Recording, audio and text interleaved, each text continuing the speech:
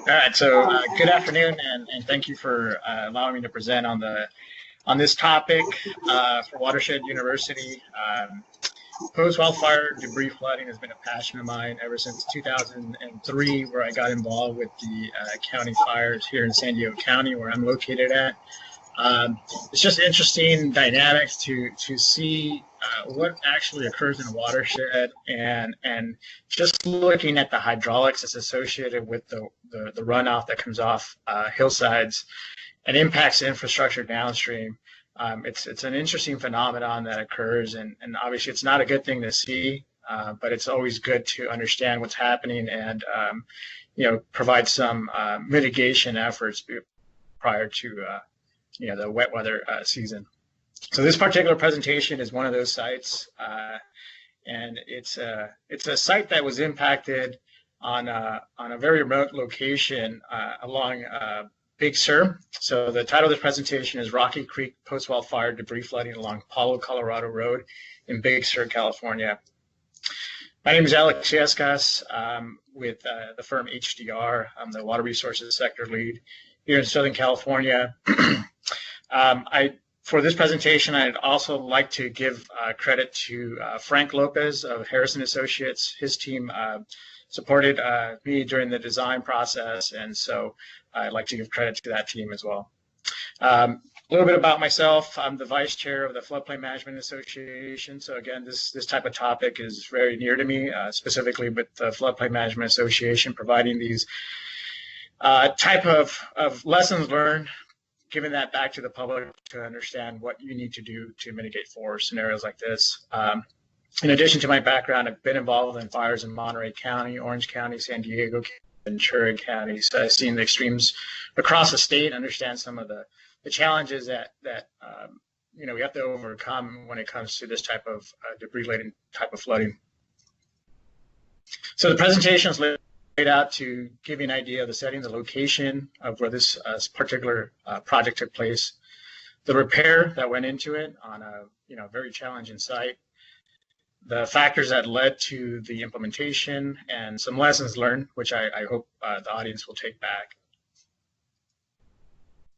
So this particular project is located along Big Sur. I mean, it's located in one of the most beautiful parts of the country. So I was very excited to participate in this project just because I was able to see the scenery and hang out, and very calm and beautiful scenery that I got to enjoy during my time up there in Monterey.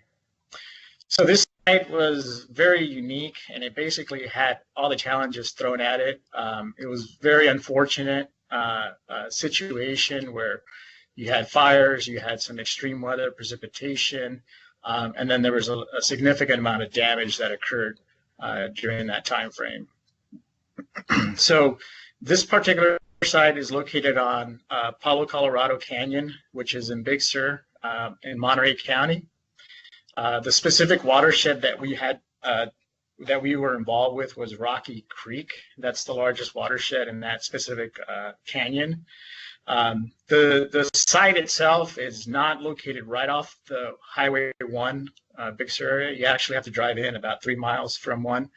And it's essentially, it looks like a county road. If you've been on a county road, it's narrow, windy, and it's going through a forest area. So again, this particular site, this gives you an idea of, we're near Bixby Bridge, beautiful areas, very remote, lots of trees, lots of canopy, lots of redwoods, which I'll explain later in the presentation. But this area of Palo Colorado is a Big Sur, the Palo Colorado Canyon is very unique. It's an established community that's been there for about 100 years. So it's a community that has gone through a lot over the last 100 years. Essentially, they've gone through fires in the past and gone through some challenges with extreme weather precipitation. So this wasn't necessarily new to them, but this one was probably the most challenging that they had to go through. So just to give you an idea of what happened, basically, we had the significant fire titled the Soberanes Fire in 2016. This happened in July-August timeframe of 2016. It burned over 130,000 acres, and at the time was the most expensive fire to suppress, which over $200 million was spent to suppress the fire. So it was a significant effort, and it took a long time actually to suppress. So there was a lot of lessons learned from every agency that was involved, from Cal OES, FEMA, DWR, CGS, NOAA got involved. So there was a lot of interesting parties that participated in these projects. So I'm showing some slides here, some pictures of the watershed, what it looked like. These are the pictures of the fire, essentially what it looked like as far as the land cover looked like following the fires. So this image here that I'm showing is a specific project site of Rocky Creek. This shows you the image on the left of what the watershed looked like, with all the trees and all the coverage there. And then on the right shows you the burn area. So you can see the scar of the burn area and essentially what actually came down the hillside and into Rocky Creek. So following the fires in 2016, we had probably the worst case scenario happen in a fire burn area. We had in the Big Sur area, we had some of the largest events that they've seen in a long time. Specifically, we had some atmospheric rivers target the Big Sur area continuously throughout the winter. So we were seeing forecasts that had rain events greater than 10 inches, specifically at our sites along the Palo Colorado Canyon. So the county was aware and basically was very concerned about the scenarios that they were gonna have to go through. So with the storms, basically everything that burned came down the hillsides.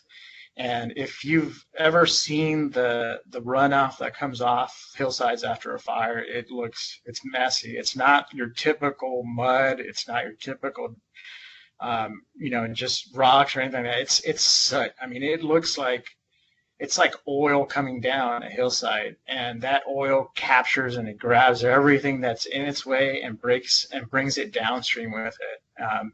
So it's a real messy situation when you're out there looking at it.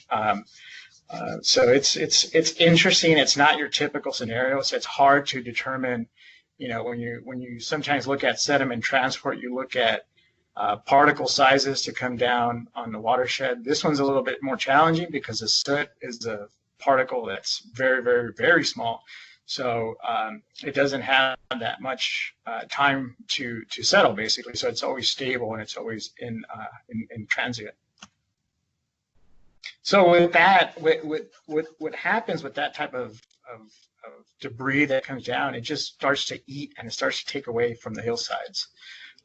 You can see in these images what it tends to do. This tends to rip out hillsides. It starts to find alternative paths, basically, once specific areas are filled up with soot and debris, and it starts to give way. So these images that I'm showing are actual site images that I took when we went out there to assess the situation. So with the atmospheric rivers that happened, there were several extreme events that happened in January and February of 2017. So we went out there several times to just assess the canyon and see what the hillside was doing, basically. So each time we would go, it morphed. You start seeing hillsides starts coming down. You start seeing things change. You start seeing more road failures. So just like in the picture on the left, we're showing basically a road failure. This particular road failed, and it drops down about 200 feet. So we're not too smart by standing around that edge. It's quite interesting. And then when you start thinking about how do we fix this site, it's just perplexing because it's not an easy solution where you can just back up some soil and compact it and build it up. It's not that easy. You actually have to bring in some sheet piles, some H piles, and drill them in and put them in, and it's pretty significant effort. On the right here, I'm showing some of the hillsides, how they're starting to come down. So this was following the January 2017 storms, actually. So we started getting the first pass of sediment being transported downstream. Some of the soot had already come down during the storm, but here you can see towards the bottom of the picture, you can see some of that that runoff basically has taken the hillside and brought it over the roads, and basically just silted up the inlets and culverts and just not allowing any of the capacity to convey that flow. So it just goes over the road, and eventually that road starts to succumb from the weight and also the scouring on the edge of the embankment.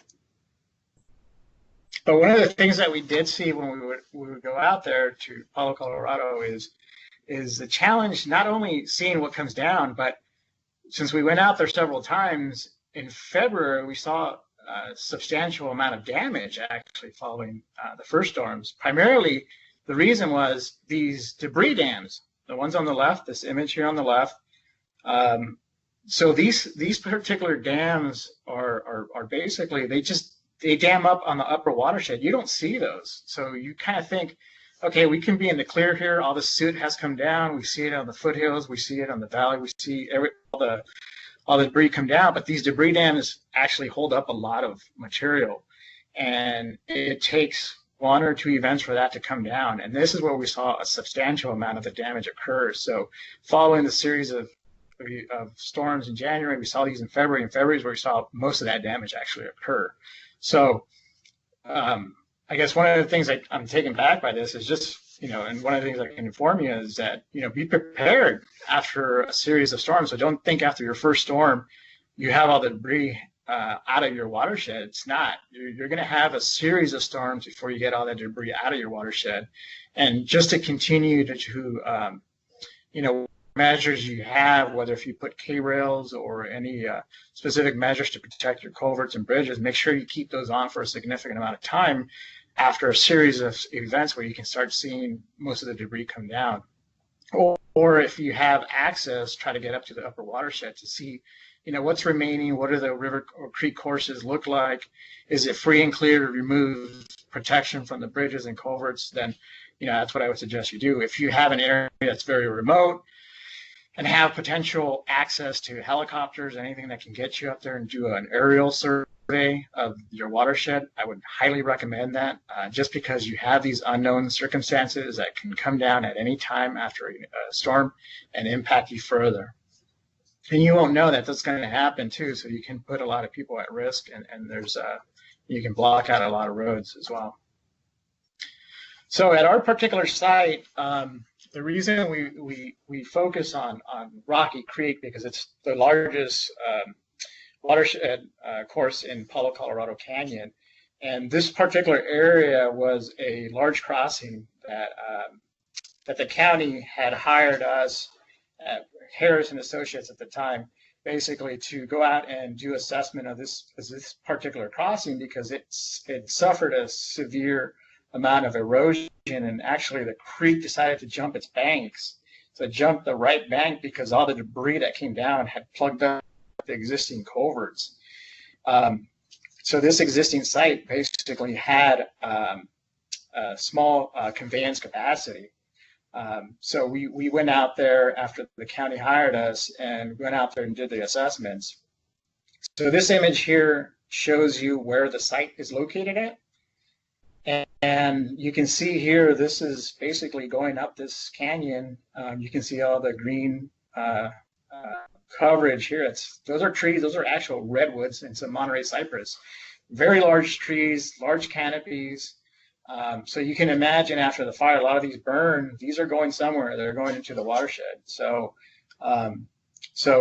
essentially, there's a substantial amount of work that needed to be done in this canyon. But the one large area was here at this crossing. So I'll give you I have a small video here of what it looked like when we went out there and did the assessment the first time, actually back in January of 2017, to look at the site. And most of the damage had already been done, and the the county had done some preemptive measures to put in riprap to protect the road from actually failing. Specifically wanted to protect the road because there's still residents on either side of the crossing that needed access to it. And specifically, there's a fire house that was just downstream of this area that needed access to the road. So we wanted to preserve the road as much as possible. So as soon as we got to the site, this is what we saw. This is what we saw at the site. I mean, we were perplexed, like, what is the creek doing on the road? Essentially, this creek, which you see here, is actually supposed to be about 100 feet to the right of this image here. So it jumped the banks because the existing crossing here was plugged up with debris. So the county was continuously trying to get that debris out of the culvert crossing. And that specific crossing, there were two CMP pipes, a 60-inch and a 48-inch pipe for a fairly large watershed. So those culverts would plug up pretty quickly. And so essentially when the storms happen, they just needed to find, least passive resistance and found that overbank and just scoured it out and created this alignment here. And essentially that's where it stayed. And so we suggested that the county provide enough stability for the road and protection from it scouring laterally. And that's essentially what they did in the interim. Essentially, this is what the site looked like. These images show the crossing. Here on the left, we have the culverts. You can see the flow going through them. But what happened here is on the images on the right, you can see this is a section here where the culvert was at and actually ultimately collapsed. And so the river elected to basically go over its bank here on the lower right here and just find an alternative path. So these are some of the images of the creek. I mean, it just destroyed the entire crossing here. And this image here, you can kind of see the culvert there, and it's a pretty large watershed. So the culvert crossing, even before the fire happened, was fairly small to convey that amount of water. So if we had an event that was large enough, it would have ultimately done the same thing. But this fire propagated that and caused it to be overwhelmed pretty quickly. So here are some more images of the road. The image on the left, top left, shows what the river looked like when we arrived in January 2017. And then the image on the bottom left is what the road looked like in February of 2017. So ultimately, we ended up getting a full loss failure of the road. And this is because there's debris that continued to come down and it started to scour out. It started to pick up sediment and take it downstream. So we were challenged by trying to control the roadway as much as we could, but it's just the way that the river wanted to flow. And this is what it did. It was pretty devastating in that area. And our concern was for the community. As I mentioned, this community has been there for 100 years, and we wanted to provide safe access to them. And they've gone through these issues in the past, but we wanted to provide them, stability that, we're going to look into this issue and come up with a solution for you guys to, so that we can mitigate this in the future if it does occur. And essentially, the community was very open and receptive to the thoughts of improving the roadway. They were actually, they were very involved and communicated with us on some of the challenges that they've seen in the past. We got them involved and communicated with the residents that are actually adjacent to the specific crossing here and just let them know that, we're looking into a long-term solution for you guys. What are some of the things you'd like to see? And, get them involved, engaged, because they're going to be impacted for a while. And so, this was probably the most important thing to us, our design team, to figure out, okay, what can we do for these guys to understand that we're gonna fix this site for a long time for them.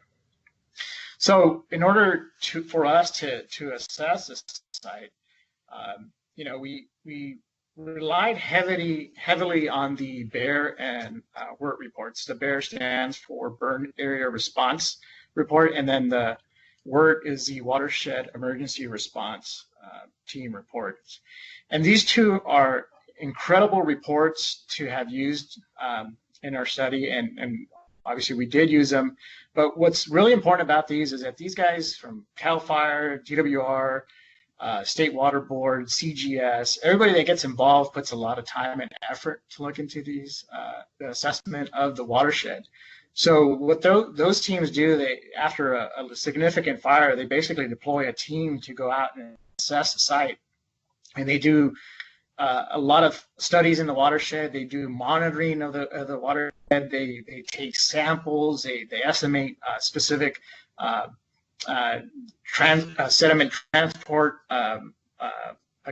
potential of the watershed and debris laden of the watershed. So these are two really important reports to use specific to post-wildfire assessment, flood assessment. So these guys basically go out there and they assess the watershed, and they come up with factors to use when you're doing your hydrology analysis. So if you're looking at your watershed and you develop a Q for it, essentially what these guys are telling you is you're going to have to bulk that Q by a certain factor. And what these two reports do is they give you an idea of where to bulk the factors in specific locations along the watershed.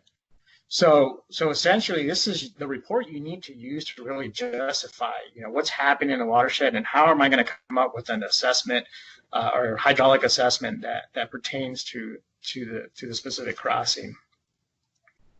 So what we did is we took that information and came up with our hydrology analysis to determine, okay, what's the volume of runoff that we're looking at specifically for this crossing at Palo Colorado from Rocky Creek.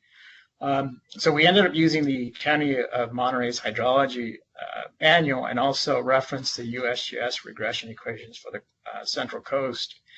And we came up with storm events from the 2-year up to the 500-year event, and also looked at, what's the peak average of the watershed based on historical events. And essentially we came up with the 25-year storm is essentially the peak average through several storms. And so we ended up taking that Q25 and bulking it. So we bulked that with the number that was in the WERT report. And specifically at our crossing, they stated to use the 1.81 factor.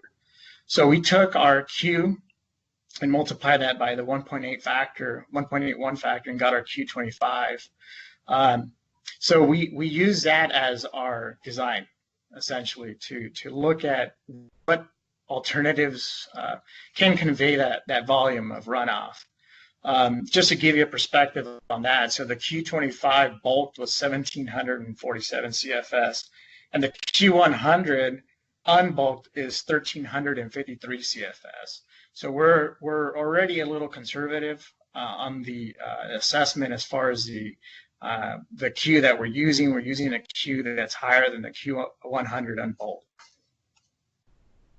So one of the critical components when you're undergoing an emergency project like this is the communication and collaboration amongst the different the permitting agencies, the county, the different members of the design team, the environmental teams, just to kind of explore the challenges that you're going to have at this particular site. We're looking at issues with,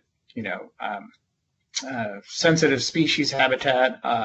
There's a lot of plant species out there like the Monterey cypress, coastal redwoods. How are we going to look at those and try to limit the impacts associated with those specific constraints?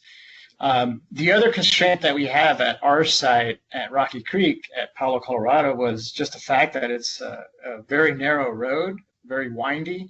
So it's just difficult to get any large trucks up there. So if you're dealing with heavy construction, if you're bringing up culverts up the road, it's probably not going to happen. So we had to come up with a design solution that we can that's practical for the site, that basically we can take smaller trucks, maybe a concrete truck up there, and figure out, okay, how are they going to get in and how are they going to get out?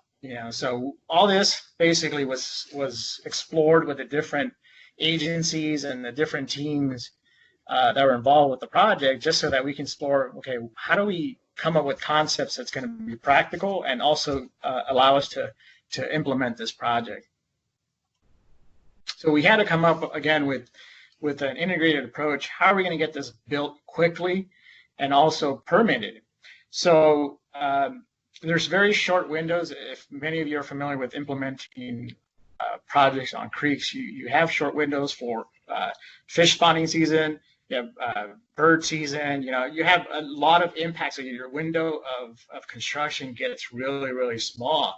So you got to come up with an integrated approach to say, okay, well, this season we're going to do this, and this season we're going to do that component of the design. So we want to make sure that we're getting as much as we can during these off seasons, so that we can try to implement this project pretty quickly, so that the community can be whole again. So it was really important to come up with an integrated approach and expedite the permitting as much as we could. So we looked at different alternatives, and that's really important. Specific to an emergency project like this is, in your head, you may already have a solution. You're going to think, oh, I'm going to put in a box culvert and be done with it. Well, no, not necessarily. You have to come up with alternatives, even though you know the solution already. And the reason you need that alternative is because of permitting requirements. You have to have a different, you have to have different scenarios, different alternatives, different cost bases associated with it, from a no design alternative to basically implementing your preferred alternative. And you have to look at this full spectrum of your alternatives to see, okay, is it cost effective? Is this going to be designed correctly? Is it going to be constructed quickly? Is there going to be emergency access? Is it permittable? So you got to weigh all these odds when you're looking at a site like this, because, even though it's an emergency project, it doesn't move like an emergency. So we have to also consider things in the interim. Like I mentioned, the community, you want to give them access to their housing, to their houses, to, wherever they need to go. You want to give them safe access. You want to have emergency access. So, you got to consider those things while you're going through this process. So with the challenge that we had at Palo Colorado at Rocky Creek Crossing is just the access, right? So you can't do your conventional type of construction where you're going to have your cranes, you're going to have your trucks going up and down. There isn't enough space to get trucks up and down. You only have one way up and then one way down. So trucks would have to wait on Highway 1 before the next truck would go up. So if you've ever dealt with concrete, that's really important, because your slump has to stay at a certain amount, and basically your concrete factory has to be so far away too, because otherwise it's going to start cooking and heating up. So those are all critical components to look when you're dealing with a challenging site like this. So one of the preferred alternative that we looked at was placing a metal arch plate culvert. And the reason we did that was because it can be assembled on site. So you can put these plates on a flatbed truck and basically truck them up the hillside there, and basically stack them, and then start building them piece by piece. It does take a little bit longer, but it's a more practical solution for the site.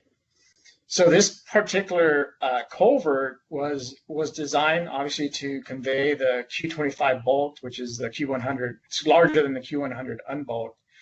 But that wasn't necessarily just the challenge. The challenge with this site is that from the creek bed to the top of the road surface was about 30 feet. So the challenge that we had on the design with that too was, okay, so we need to develop or design a foundation that's going to be able to withhold the loading on top of this culvert. So you just couldn't place this culvert on, a typical bedding and, gravel bedding. You actually have to design a footing for it, and it has to be a structural footing. And the challenge with this site is we've had several iterations where we had geotech go out there and do assessment and borings of the of the creek bottom so that we can determine, okay, what's the stability of the creek? What kind of challenges are we going to have? How are we going to stabilize the culvert? How are we going to stabilize the road above that? And so, this section of the creek has a lot of boulders in it, like deep boulders.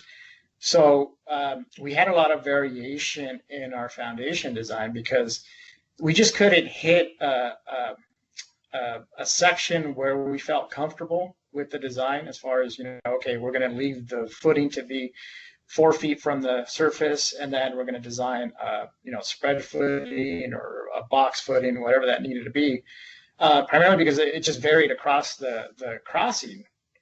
And so, this is the whole purpose. This is what we joked about when we're doing our design meetings, was that this creek is called Rocky Creek for a reason. And we found out, when we did the borings, we would hit rock at different elevations, which caused some challenges for us in finding that stability. So essentially, we ended up looking at a foundation that actually gradually varied across the flow crossing. And so basically, it would allow some flexibility for us to, kind of put in like a staggered footing across the crossing. So it's almost stepped in a way. And so that helped us kind of come up with a solution that, okay, if it happens to be, if the rock that is exposed happens to be shallower here, then we can, lower or increase lower the depth. If we had to, if the rock was deeper, then we increased the depth. So we had some variability in there. And the reason we did that is to basically do a field condition change. And it allowed us to balance out the cost too, so that if we had to go deeper in a couple of sections and we were shallower in another section, it all balanced out. And essentially that worked out well. So just to give you an idea of what we're looking at, spread footing to hold back the road, the culvert and support the road, and also a U-shaped footing for the site. And so for our particular design alternative for the footing, we ended up going with a U-shaped footing, primarily because the road is coming in at an angle and it's pretty steep. And so if we were to do a spread footing, our excavation limits would have to go out further out. So if we're doing a 2-to-1 cut, that excavation limit would go all the way, it'd probably increase an extra 200 feet on one side and another 200 feet on the other side. So by going with a boxed or a U-shaped footing, it helped conserve the spacing that we needed, specifically because they can actually excavate and pour and frame around that specific excavation and then pour their foundation that way. So one of the other challenges I had mentioned earlier when we were discussing about the permitting is the tree canopy that we have at Palo Colorado. And so, it's a challenge when you're looking at a site like this and you're coming up with a solution. It's not the easiest solution, but it's the one that's going to work, and it's going to work for the long term, and it's going to provide safe access to the community and to first responders, basically. So unfortunately, one of the issues we had was the coverage of the coastal redwoods. And at the project site, we just had a large amount of those redwoods. So the plan looked at the removal of a certain amount of redwoods to incorporate into the design. But as part of our agreement with Fish and Wildlife was to replant those redwoods, and there's a whole strategic plan associated with the replanting specific to re-vegging on site and also re-vegging at a mitigation area that they have selected just downstream of Rocky Creek. So we came to an agreement of what needed to be done. I just felt really bad because these redwoods had been there for hundreds of years, and so just removing them, I just didn't feel so good about it. But the fact is, we're trying to provide safe access to the community and provide a long-term solution, and we are going to mitigate the site for these removals. So another factor that basically impacted the the implementation of this project was just the approval process going through FEMA and Cal OES.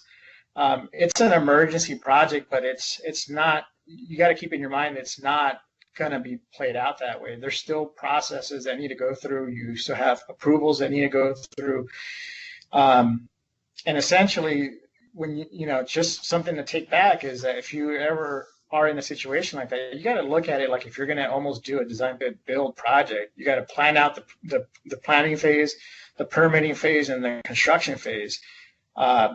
It's not going to happen in 6 months. It's not going to happen in a year. It might take longer. So you got to incorporate that. And as I mentioned earlier, you want to have some interim fixes. So if you need safe access across like a creek like Rocky Creek, you want to make sure you have something stable in the interim, and then plan out something that's going to be a long-term fix for the site. So at Monterey County, with the Soberanes Fire, they had declared an emergency for them. So they basically had resources allocated to them from that fire, but also with the storms, it basically impacted, that I want to say 95% of the state was, or 95% of the counties in the state were declared a state of emergency, and actually ended up resulting in a federal declaration. So, you would think, okay, well, now the federal funding is going to come into play, but it's not as easy as it sounds. So you just got to be prepared in certain challenges you're going to have to go through specific to the project. So FEMA has a very specific guideline on what's eligible for work, and they have categories A through G, which are specific to emergency recovery and implementation. So emergency work is very specific on what you can do, like debris removal and emergency protective measures, which is basically providing safe access to that crossing. And then the permanent work, what are you going to do? Are you going to put in a new road? Are you going to replace the bridge? What kind of facilities do you have, and other impacts like that. So it's very a very structured plan. So you can't just go in there and say, I want the biggest bridge in the whole world. It's not going to happen. You're essentially going to get, what's applicable to the site. So this flow chart shows you the process that you need to go through after a declaration has been announced. A lot of steps, as you can see. It's not straightforward. So you can't just declare you need funding. You have to go through this process. You basically have to go through a briefing with FEMA and Cal OES and other agencies to understand, okay, what are we doing with the project? What are we trying to do? And then essentially you're assigned a FEMA reviewer, basically, that's going to take your project and your application and fund it through the process. So the big thing with these emergency recovery projects is that FEMA covers the cost primarily to restore the site on pre-disaster conditions. So essentially what FEMA would only pay for at the crossing of Palo Colorado and Rocky Creek would be the replacement of that 48-inch and that 60-inch pipe. And from what you saw in the pictures, that's not going to do it. That's not something that's going to work for the site. That's not a long-term fix. It will restore the road. It will bring it back to its conditions as it was before the emergency happened. But the fact is, it's not the underlying issue of what happened. So we needed to work with the county and FEMA to come up with a cost reimbursement that's not only associated with the repair cost, but also what can improve the site for future conditions. And this was really important too, because when we were working with the regulatory agencies, with the Corps, Fish and Wildlife, and others, they wanted the site, the crossing, to have conveyance for the 100-year event.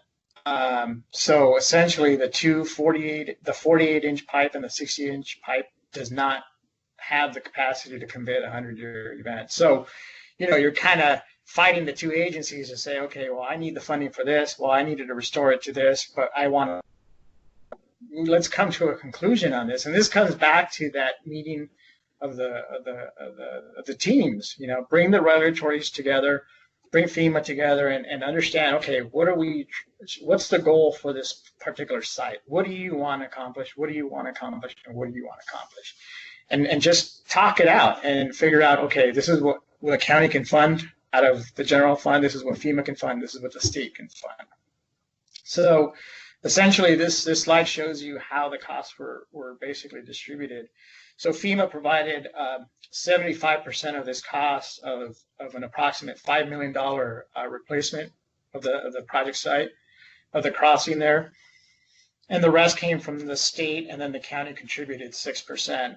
And so this was to fund what we believe was adequate for the site. So this was the meadow arch plate culvert crossing. So basically, the state and the county came through and covered the additional cost to bring the site from from the pre-disaster site to a long-term fix that would convey that Q25 bulk that we had calculated.